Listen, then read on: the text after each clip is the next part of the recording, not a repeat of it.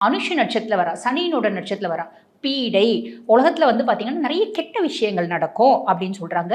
அதே மாதிரி உலகத்துல நிறைய வந்து பாத்தீங்கன்னா யுத்தங்கள் நடக்கும். புதன்கிழமை வரா, மழை அதிகம். மழை போன வருஷம் மாதிரி இந்த வருஷமும் மழை அதிகம் இருக்க போதான். புரியுதுங்களா? அதே மாதிரி உலகத்துல புது புது நோய்கள் நிறைய வரப்போகுது அப்படிங்கிறாங்க. திக்கு வடக்கு நோக்கி வரா, வடக்கு நோக்கி வரா. அதே மாதிரி விருச்சிக லக்னத்துல வரா, விருச்சிக லக்னத்துல வரா அப்படின்னும் போது உலகத்துல யுத்தங்கள் நிறைய இருக்கும். அந்தந்த இடத்துல யுத்தங்கள், பிரச்சனைகள் அப்படின்றது வரும் அப்படிங்கிறாங்க.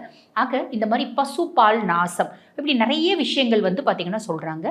அதே மாதிரி பாருங்க, குங்குமம் வந்து தரிச்சு வரான். அவன் வந்து கந்தம் என்ன மாதிரி அவன் உடம்புல வந்து ஸ்மெல் வருது, என்ன வந்து பார்த்தீங்கன்னா வாடை வருது அப்படின்றத பொறுத்தும் சொல்றது உண்டு. வாசனை திரவியாதிகள் என்ன பூசிட்டு வரா அப்படின்னு.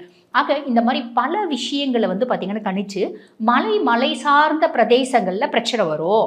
மலைசரிவு வரலாம், நிலநடுக்கம் வரலாம், இந்த மாதிரி மழை நிறைய இருக்கலாம். இதனால உலகுக்கு அழிவுகள் வரலாம் அப்படின்னு. இப்போது புதிய அறிமுகம் ஆச்சி ஹோட்டல் சாம்பார் 50 கிராம் ரூபாய் 20 மட்டுமே.